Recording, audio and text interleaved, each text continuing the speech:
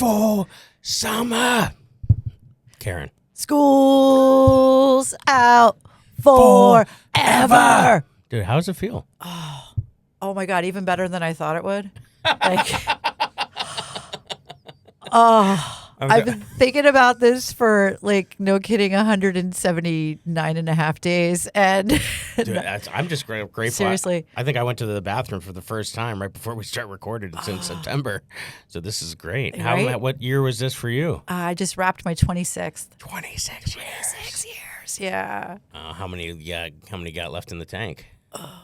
So I've You sound like what you were describing your mom sounds like. no, when my mom does it, my mother likes when she sighs, you can hear her from across the house. So That's right. Yeah, before we were rolling, we were reminiscing about what our mothers do when they visit us. And it's usually also while she's correcting something she found in need of correction in my house. And while she's attending to it. Different side, though.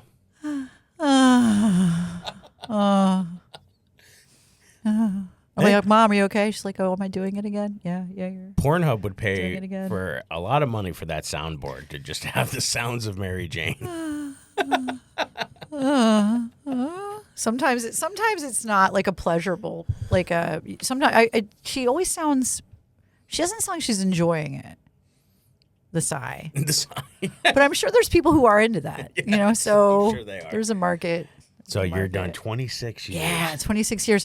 And I know, like, I have a couple of work buddies who have the whole, like, leaving, like, as soon as they turn 55. But they've planned it better. You know what I mean? Yeah, So, but they had forethought. they bought investment properties. Like, they've, They built. have a 401k. It's like, yeah, no, that's they tough. didn't blow it all in scratchers, So that's I don't know how much time.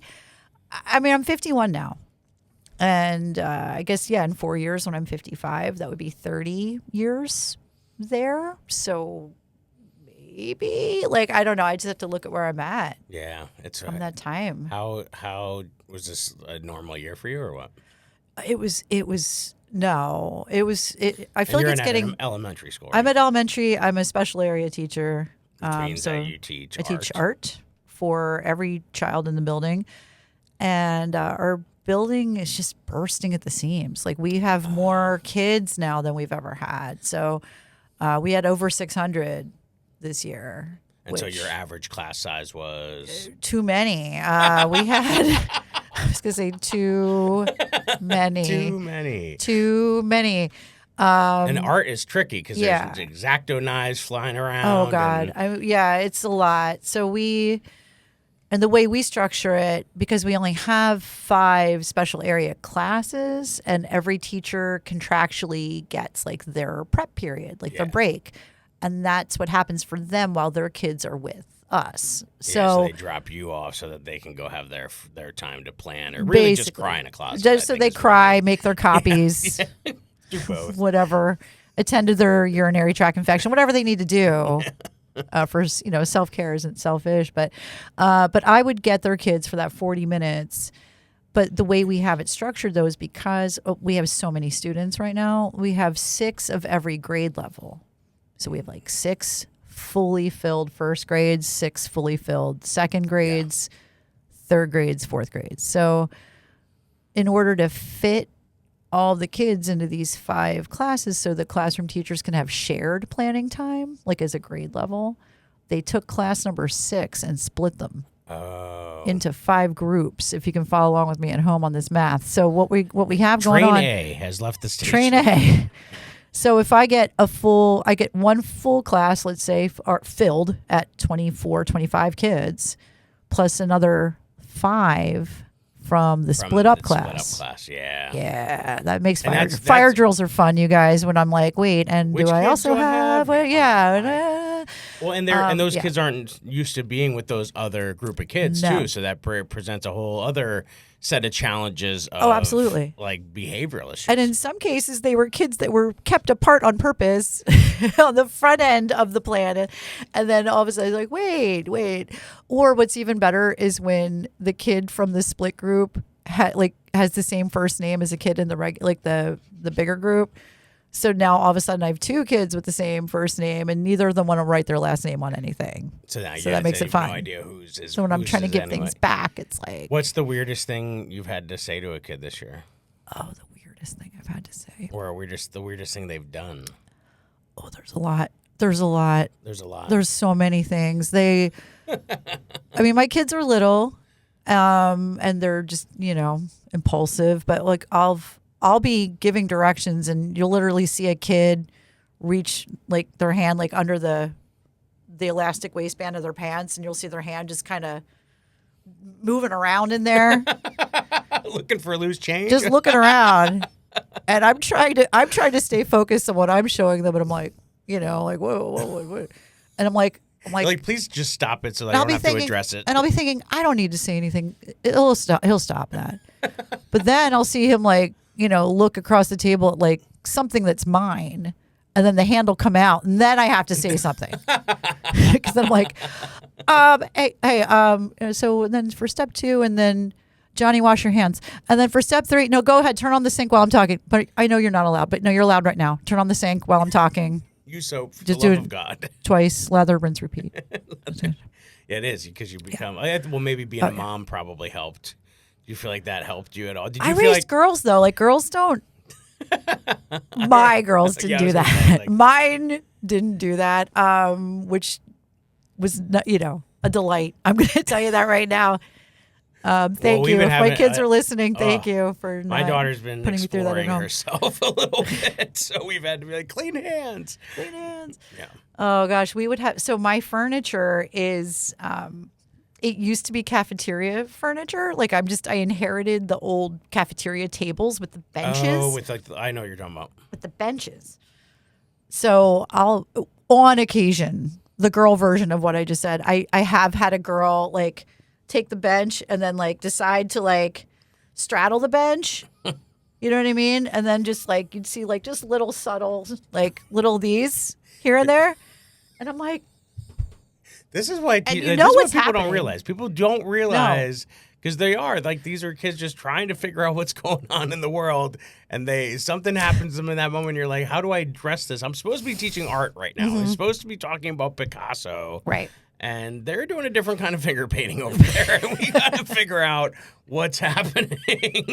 The best line, and this happened so many years ago, but it's still like the running joke in the faculty room. The music teacher had stopped in my room the one day, and there was a kid just going to town on the bench, like doing the move.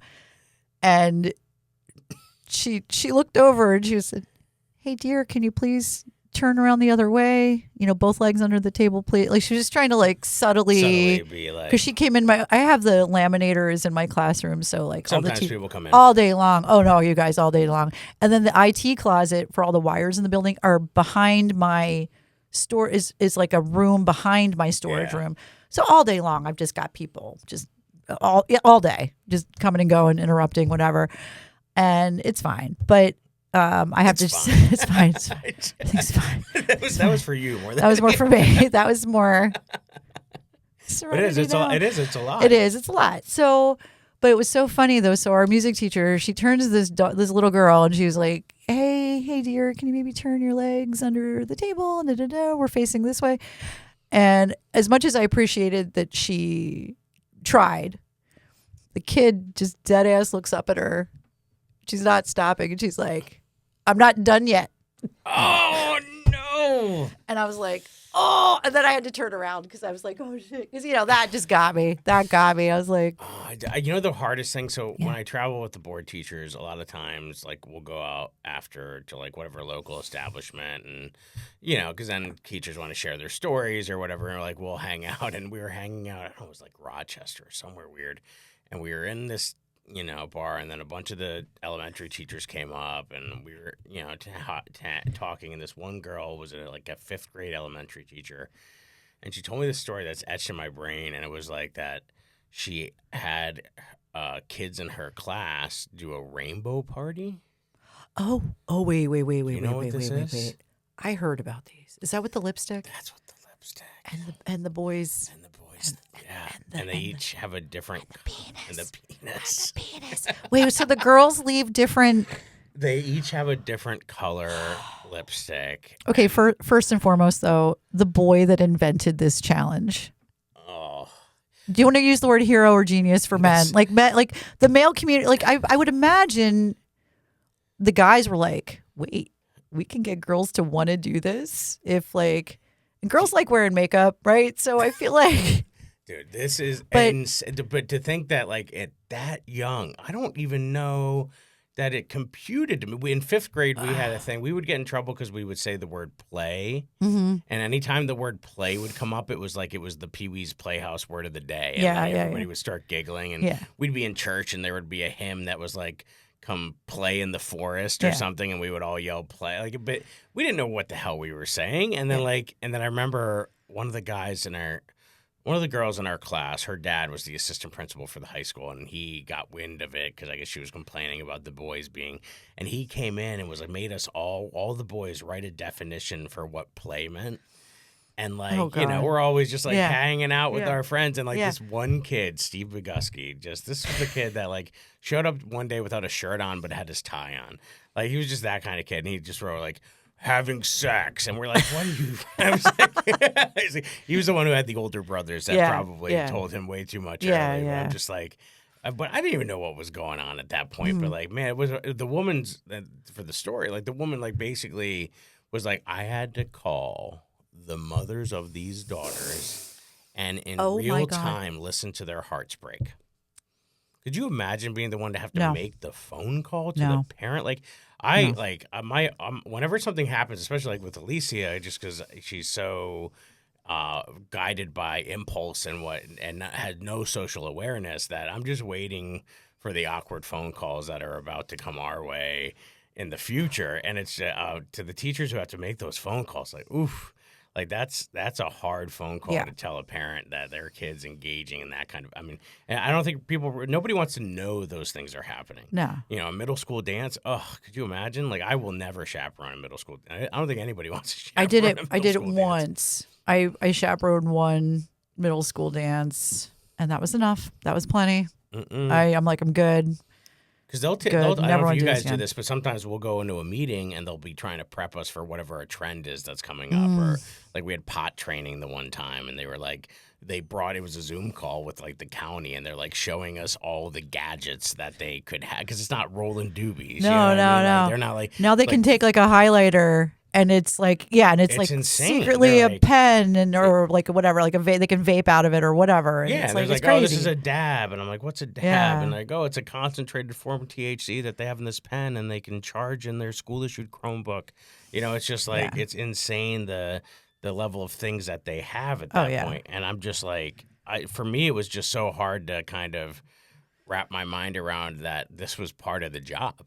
Yeah. Like, that I have to also get the intel on what could be happening while I'm trying to just teach. And that's the part that I think people don't realize what we need to recharge from. I mean, like teaching art, if I was just teaching Spanish or Latin the whole time and they were all super engaged and behaved themselves, like, oh man, then you know what? We have a great deal. But because there's the piece of child development and their well-being and all those Maslow hierarchies of needs and like all of those extra things all the forms we have to fill out anytime there's a child study team or somebody thinks something's going. I filled out 109 question thing for a kid the other day, and I was just like, gosh.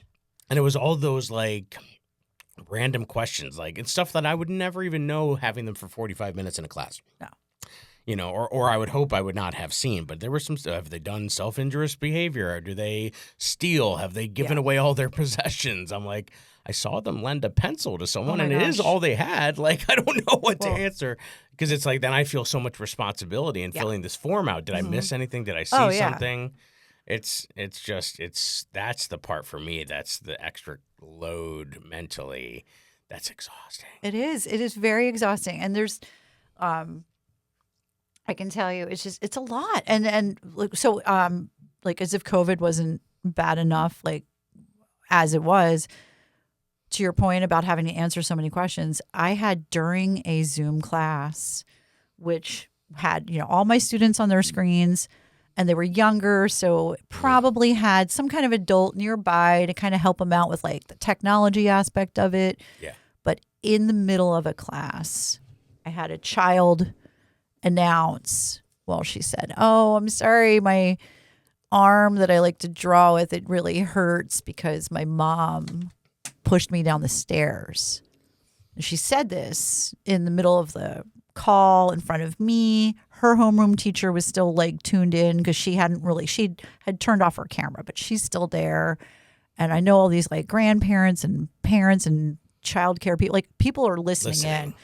And even as the kid said it, I saw a couple of other heads like kind of pop in to be like, did you hear that? And I'm like, and then I'm like texting with the teacher. I'm like, okay, I heard that. And she's like, yeah, I heard that too. So I had to make the call to Childline, which is what you do, right? Yeah, for those of you that aren't in the education realm, if we get wind of anything. That's in there, there's a phone number we have to call, and it has to be done immediately. Yeah. And now I'm thinking, oh my God, this kid's in this house, and like, is she okay? And what's going on? And is it, so anyway, I called. But then when you call, they ask you, to your point about the hundreds of questions, they ask you so many things that you really can't speak to.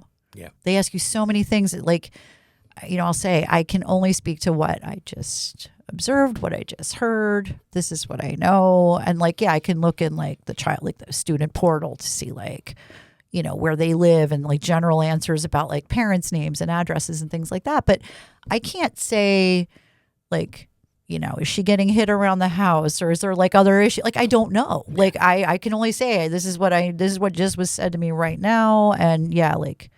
It's so much. And that's the piece that I think, especially if you teach in an area where you're like a Title I school, or you're a school where there are a lot of underprivileged kids that need free and reduced lunch and live in subsidized housing. And when you have those, all of those kids deserve an education. That's the beauty of public education. Everybody in this country deserves a free and public education, and that comes with a hefty fee for the people who are where the rubber meets the road, like us. And that's why, like, for me, comedy was such a huge important piece, especially because of COVID, because I think COVID presented so many challenges where kids who normally had that escape from home for those 7 hours now were at home the whole time. And if they were in a volatile household, then that was 7 more hours where they could get under that parent's skin and lashing out. And so I think for a lot of kids, it really was a huge issue to not be able to get out of the house. And that's why, like, I think everybody needed something to bring some levity to the situation. Oh, yeah. There's a big difference. Chip Chantry, who I know you know. Yeah. And he was a teacher for 14 years, and now he's a writer for Tires and a bunch of other TV shows. And he and I work together and do professional development for schools. And we went into a school, and one of the things we do stand-up for teachers, and we really talk about what comedy is and how laughter happens. And we talk about comedy versus levity. And levity is just sort of like how you make your perspective on a situation to make light of a situation, and whether you're in a heavy situation. That's an important skill to have as a teacher, as a kid in that scenario. I mean, I know as a student who went to 7 different school districts, K to 12, like I had to find the funny in situations that maybe weren't funny, and that's such a huge skill. And I think that's why when I started doing stand-up, I was like, oh, like what a release it was. I could get through the day because I knew if something crazy happened, I knew, I might have something to talk about later. But also I just needed to feel like I was at recess. I needed to feel like the kid at recess where, when you didn't know what time was, you didn't know how long you were out there. You just knew you were just like in the moment, That's, at least for me, that's why, because you started later as well. Like, we both I did only about 3 years ago.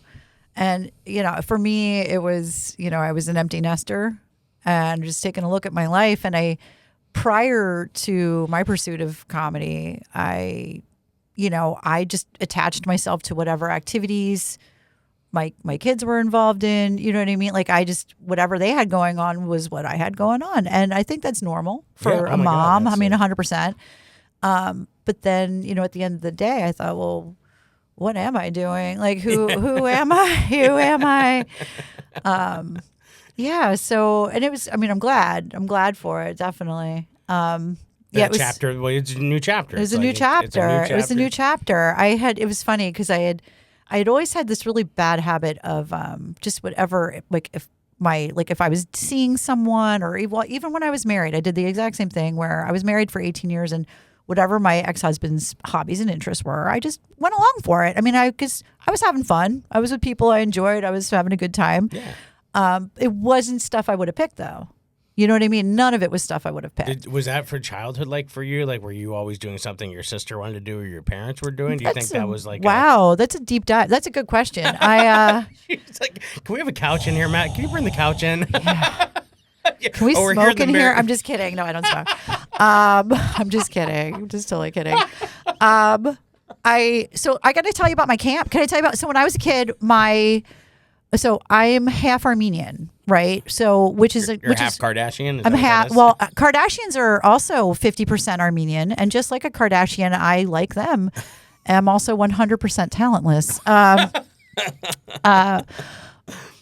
But for somebody of my generation to be half, it is a bit unusual because our grandparents all survived the Armenian genocide, and coming out of that historical event, it's, there was definitely a push for marry an Armenian, make more Armenians. At least that's what Miss Nora told me during Sunday school at St. Gregory's Armenian Apostolic Church every Sunday.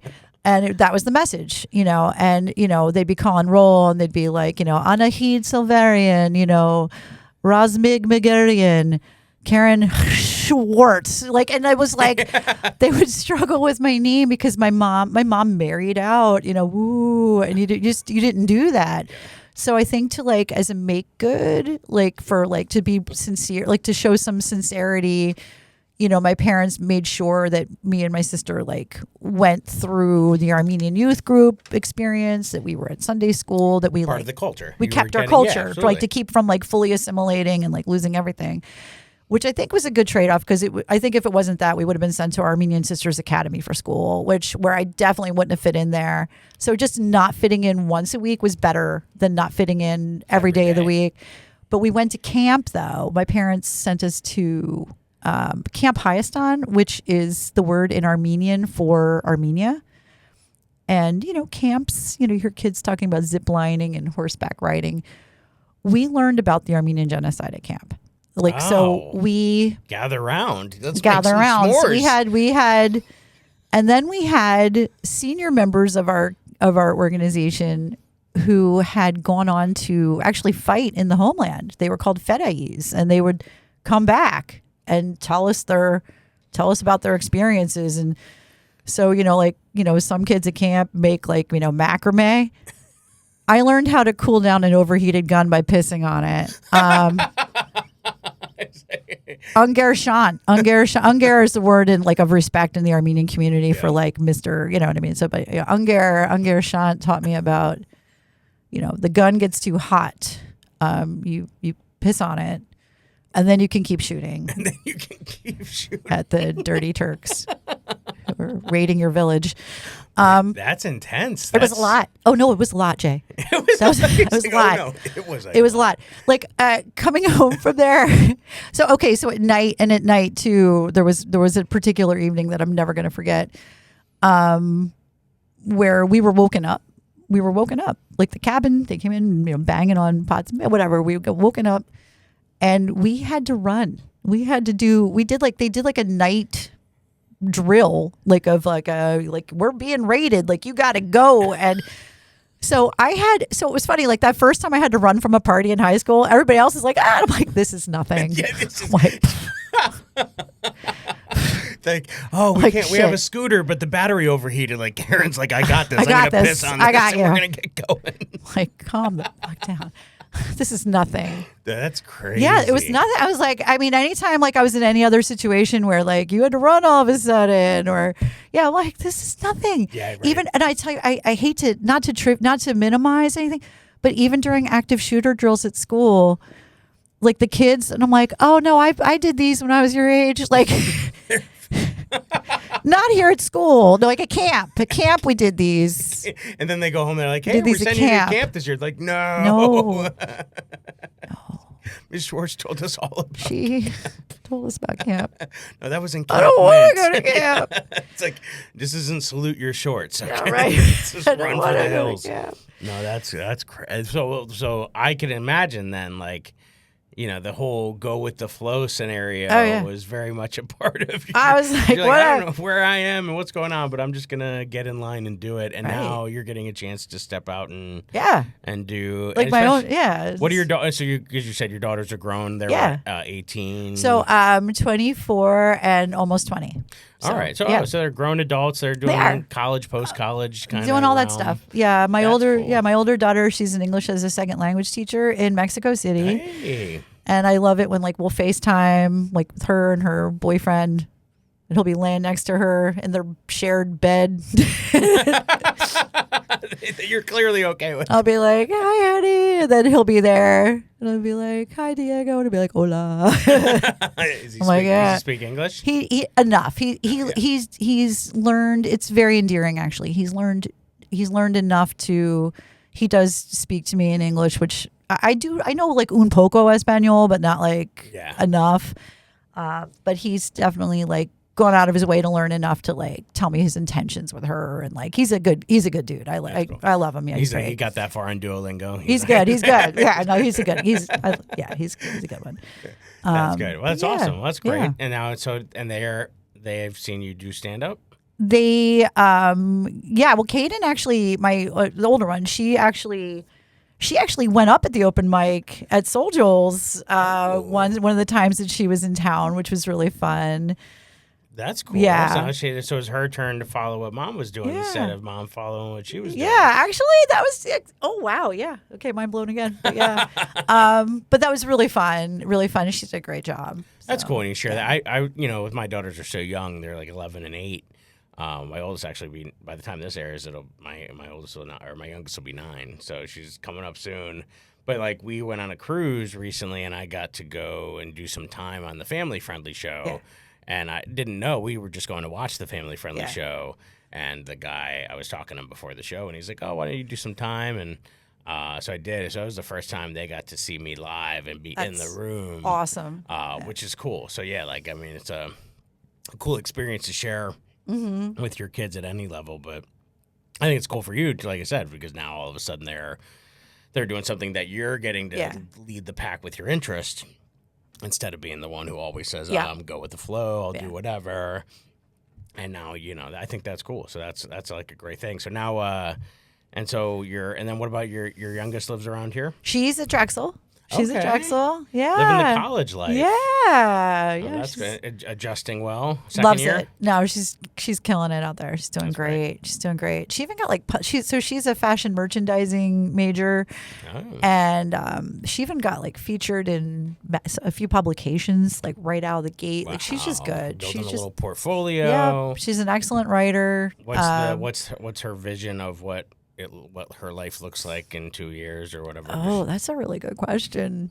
I wonder what she like, what that job equates to. I'm sure there's a lot. Merchandising and fashion. I mean, that's big. I mean, I've watched The Devil's Wear Prada. I'm sure that's what all their curriculum is just like rewatch The Devil Wears Prada, and we'll talk tomorrow. That's probably what all of her classes are. So I probably know enough that I can teach. You probably can step right in. Let me mansplain fashion merchandising to you real quick. No, it's cool. Like she like for her assignment, the assignments are really. I'm impressed. I'm impressed with the assignments that they're given because they actually have to put together like promotional packages, like featuring different designers and for actual stores. So it's been. That's cool. It's been good. And city life, because if she lived in the suburbs, I'm assuming for most of her life. She's definitely very comfortable in the city. That's good. Definitely a city person, like super it's very comfortable. Walkable. I mean, Philadelphia is a very walkable city. There's really good public transportation. It actually blows my mind. To your point about the public transportation, to your point, like it blows my mind how much that wasn't part of either of my kids' upbringing at all, like with like relying on public or having to navigate getting around like that.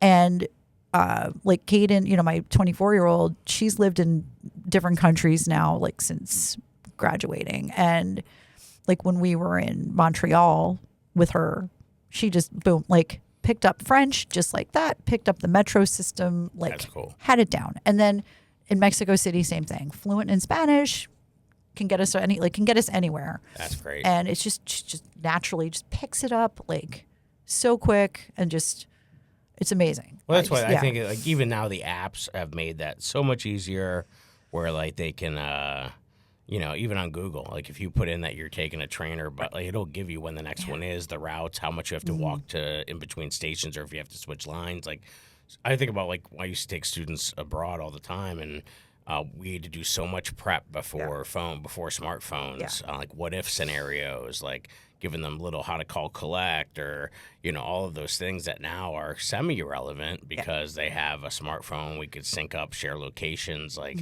it's such a nice thing. Because it takes some of that stress off. Like I remember one time we were in like, I was telling you a little bit about this on the car ride over, but like we were taking kids through France, and we would try to give them as much free time. The last trip I took, we had these girls we called the shopping girls, because really they were just like, get through the chateau so you can get me to like the Champs-Élysées so I can go to Louis Vuitton and buy something. And so like they were like the mean girls, Yeah. They just were like, they wore pink on Wednesdays and ignorance every other day. It was rough. And then the one time we spent so much time at a museum, we lost track. So we lost our charter bus that we had. And so we had to metro ride it back, which wasn't a big deal, but like, it was an expense we hadn't accounted for. And it was like €2. It's like $2, whatever. And this girl was like having a fit about it. And I'm just like, you just bought a $700 clutch. It wasn't even a full purse. It was like a half of a pocketbook, and you spent hundreds of dollars. And now like you can't even reach in that and pull out €2. I was like, you know what? I'll pay for it if you can tell me one of the chateaus we visited. And this girl looked at me and was like, there was the one where Leonardo DiCaprio was buried. I'm just like, you meant Leonardo da Vinci, right? They're like the same person. I'm like, no, they're not, because Leonardo da Vinci painted the Mona Lisa. Right. I mean, this beautiful 26-year-old woman, and we know that Leonardo DiCaprio would have never looked at a woman that old. I mean, they are very different. Nope. And that I just had to buy her Metro Pass because I was watching critical thinking die in real time. Yeah. And I needed it. So we need these apps so that kids like that can get around. Oh, yeah. But yeah, those scenarios that have happened to me as a teacher are definitely what was like, I need comedy because, there's too much going on without an outlet to like channel that aggression. That's what I do with audiences now. I feel like my whole life is a reboot of Welcome Back, Kotter. It's just like Welcome Back, Yoder. Have you ever seen this sitcom? Oh, I love that. Yeah, that's what I feel like. Because I feel like I would have been a sweat hog back in the day, and now I'm a teacher. Yeah. And so I love now that with the audiences, I'm channeling all my aggression on any like heckler, or if somebody gets up. Like, I'm just like, somebody gets up. I'm so mad. I'm like, where's your hall pass? Where you going? Like, I'm just I'm channeling that anger and energy into another direction, which is good because that's what summer is about for us. We gotta recharge. We gotta fill our cup up. We gotta put the mask on ourselves first. So that, we're ready to help people. Yeah. Oh yeah, you gotta get to yourself first. But it's important. So what do you got? Anything coming up this summer that you want to promo out or share out, or where we can find you? You got anything coming up? Soul Joel's? I am very excited. I know it's a little ways away. Please, but I am so excited about this because, so earlier you had mentioned Chip Chantry. That's right. Which, for me, like I'm like been crazy giddy over this the entire time. When I went through graduate school 20 years ago, there was a really funny guy in all my classes, cracking me up at my table, Chip Chantry. And toward the end of our program together is when he told me and a couple of our classmates about, him being like, at the time it was a newer thing for him, but he was, doing stand up. And we all went out to go see him at the Comedy Cabaret at the end of our class. And I was just like, oh my God. Like, it's like, wait, we could do that too. It planted the seed. I definitely didn't do anything with it for, like I said, this was 20 years ago. So at the time I was still very much involved with like my kids' stuff and everything else and just trying to get through graduate school and earning tenure and blah, blah, blah. But it really put it there in my mind. And through the years, it's been really fun watching how successful he's become. Right. And Tires was like number 2 on Netflix. Oh my God. And then you taking me under your wing, like at the very first open mic I ever did. Like, I just think the universe put me the universe put me there, and then there you were, and then that conversation happened, and then you gave me some notes, and I was like, okay, where can I go do this tomorrow? Like I caught the bug, and That's crazy. I didn't get the full scope of that. So yeah, now you're going to seriously. be on August 22nd. August 22nd. Oh my God, yeah. Back to school yeah, show. I'm Karen's so going to be hosting. I'm crazy excited about this. I've been telling everybody. Yeah, August 22nd. Yep. Chip and I are co-headlining. It's going to be really great. It's going to be, and we have at least a special guest or two that is a teacher that'll be on the show. So, it's exciting. Yeah, so it'll be at souljules.com. It's already on sale August 22nd. I believe it's a Friday. Yeah, right before school gets back. So hopefully you're, stop decorating your classroom and come on out and get some laughs. But yeah, that'd be great. And then you could always see us at Soul Jules. We're always roaming the halls down there. Yeah. So come on by. Tuesday's open mic night. We're always there, and shows going on all the time. So well, thank you for jaywalking with me. Thank for a you. little today. Thank you so much for having me. This was great. This is so much fun. All right. Well, I'll see you guys next time. you. Make sure you share, comment, subscribe, do all the things, and I'll see you next time.